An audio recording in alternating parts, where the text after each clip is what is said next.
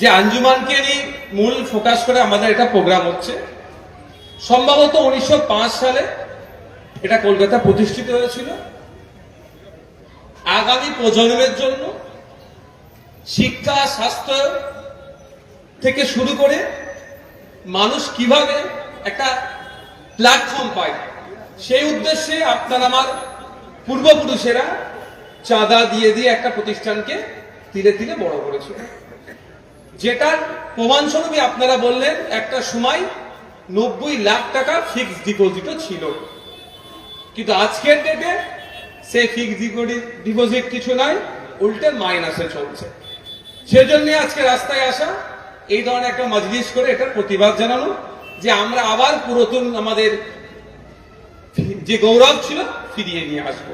এটাই তো লড়াই আমাদের, এর বাইরে তো কিছু নয়। পার্টি পলিটিক্স, ধর্ম, হ্যান ত্যান যার যেখানে আছে থাকবে।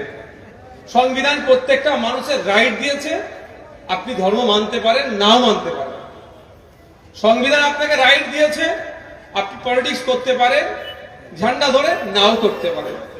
ভারতবর্ষের সংবিধান আমাদেরকে এত বড় একটা উপহার দিয়েছে, আপনি গুগল করলে দেখতে পাবেন আমাদের ভারতবর্ষের এত পলিটিক্যাল রেজিস্টার্ড পার্টি আছে।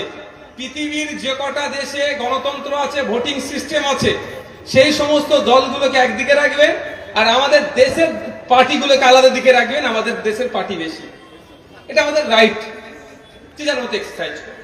তো আমরা এখানে এসে উপস্থিত হয়েছি যে একটাই কথা, বিগত 10-12 বছর যে দুর্নীতি হয়েছে এবার সেটা বন্ধ করতে হবে। আমার সাথে সহমত তো নাকি আপনারা? এবার বন্ধ করার তালিকা আছে। আপনারা যে 6টা ডিমান্ড রেখেছেন বাস্তবসম্মত ডিমান্ড।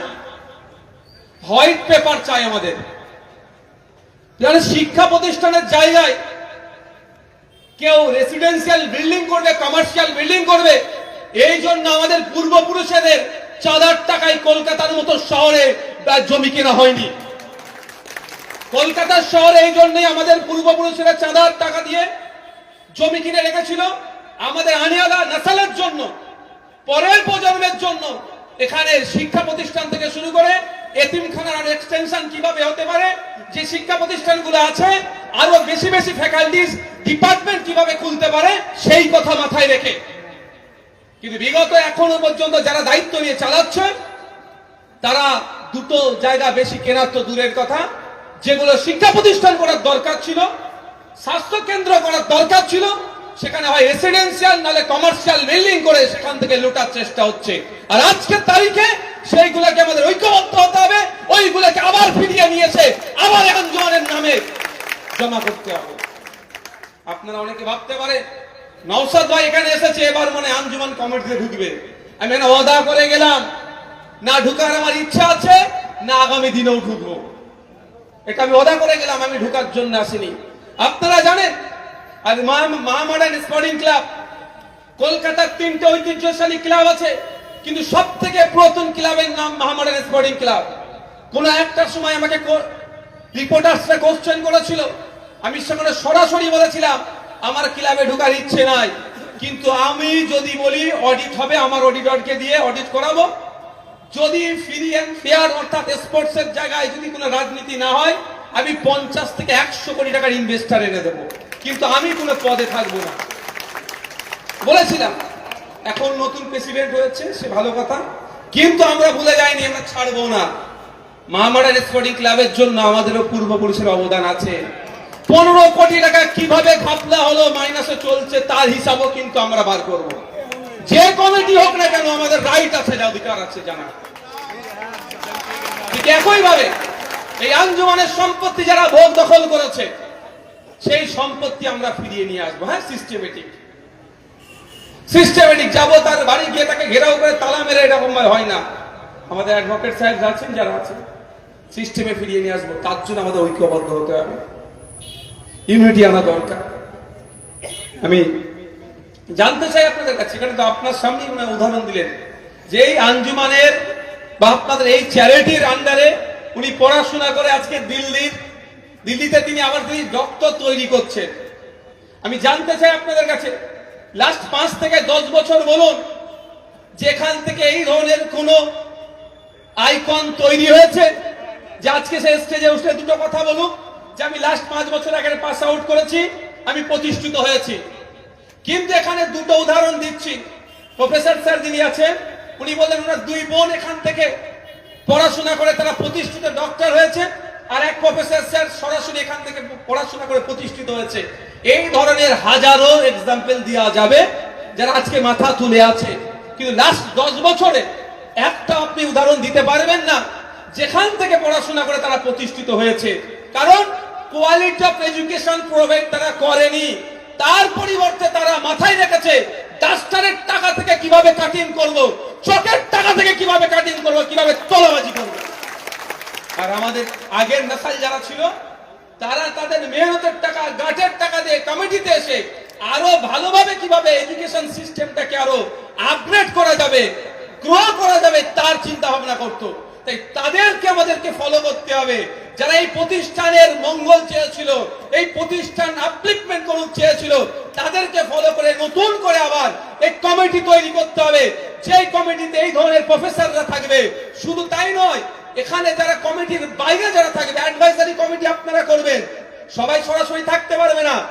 বিশ্ববরণ্য ব্যক্তিত্বরা যারা আছে এই প্রতিষ্ঠানগুলো থেকে পড়াশোনা করে যারা প্রতিষ্ঠিত হয়েছে তাদেরকে খুঁজে বার করতে হবে, তাদেরকে অ্যাডভাইজারি কমিটিতে রাখতে হবে। তাদের দানের টাকাতে ওই বাচ্চাগুলো 700 কোটি টাকা ফিস লাগবে না, বিনামূল্যে পড়াশোনার ব্যবস্থায় কমিটি করে। এই আমাদের পপুলেশন আনতে হবে। এবার প্রশ্ন হচ্ছে বিড়ালের গলায় ঘন্টাটা বাঁধবে কি, তাই না? তার জন্য নওশাদ রাজি আছে, তিনি বলতে চান। কিন্তু আবারও বলছি, সামান্য সদস্য পদটুকু আমি নেব না, সামান্য সদস্য পদটুকু আমি নেব না, এতটা জোর গলায় বলে যাচ্ছি। আমার চাই এই প্রতিষ্ঠানটা বাঁচুক। 1947 দেশ স্বাধীন হয়েছে, 1950-এ সংবিধান অ্যাডাপ্ট করেছে, আর্টিকেল 30 আমাদের অধিকার দিয়েছে যারা ধর্মীয় ভাবে, ভাষাগত ভাবে সংখ্যালঘু তাদের জন্য। আরো বিভিন্ন আছে, শিডিউল 6 শিডিউলে এসটি সমাজের অধিকার আছে, বিভিন্ন ভাবে আছে। তার থেকেও 50 বছর প্রায় আগে আপনার পূর্বপুরুষেরা, আমাদের পূর্বপুরুষেরা এই মডেল একটা দেখিয়ে দিয়ে চলে গেছে। কিন্তু দুর্ভাগ্য আমরা অত্যন্ত লোভী, হারাম হালালের জ্ঞান আমাদের হারিয়ে গিয়েছে। মাদ্রাসার টাকা, জাকাতের টাকা খেয়ে আজকে আমাদের এই দুর্দিন হয়েছে। যে জাতির কলম ধরার দরকার ছিল সেই জাতি আজকে লাঠি ধরছে, আজকে এই জন্য এই দুরবস্থা। এর থেকে পরিত্রাণ পাওয়ার একমাত্র এই রাস্তা হচ্ছে এডুকেশন। শিক্ষা ছাড়া এই দুরবস্থা থেকে আপনি আমি কাটিয়ে উঠতে পারবো না। যে শিক্ষা প্রতিষ্ঠানগুলো আছে সেইগুলোকে আমরা আরো উন্নততর করব এবং আমরা চ্যালেঞ্জ করব, চ্যালেঞ্জ আমরা গ্রহণ করব। আমাদের প্রফেসর সাহেব আমি আমার পাশে বসেছিলেন, যিনি জুডিশিয়াল একাডেমির যিনি উনি প্রফেসর, কথা হচ্ছিল যে আমাদেরকে আগে আগামী দিনে ল কলেজ করতে হবে।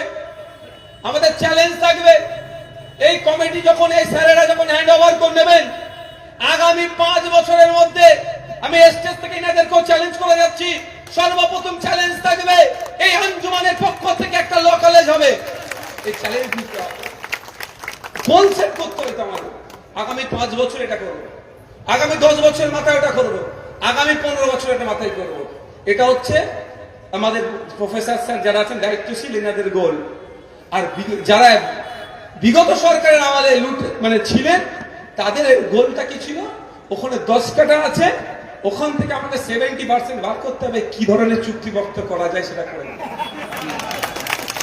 ওটা হয়ে যাওয়ার পরে তপসিয়া আঞ্জুমানে যে জায়গাটা আছে, বাউন্ডারি ওয়াল দেওয়া ছিল, ওপরে শেড লাগিয়ে দিয়ে ওখান থেকে ভাড়ার নাম করে এককালীন একটা টাকা তুলে নেব, ওটা আমার কাজ হয়ে যাবে। এই তাদের গোল ছিল। এখানকার যারা আছে, আজকের দিনে যারা এসেছে, আমরা উপস্থিত হয়েছি, আমাদের গোল একটাই, এই প্রতিষ্ঠানের যে সুনাম ছিল আজ থেকে দীর্ঘদিন আগে, সেই সুনামটা আমাদেরকে ফিরিয়ে নিয়ে আসতে হবে।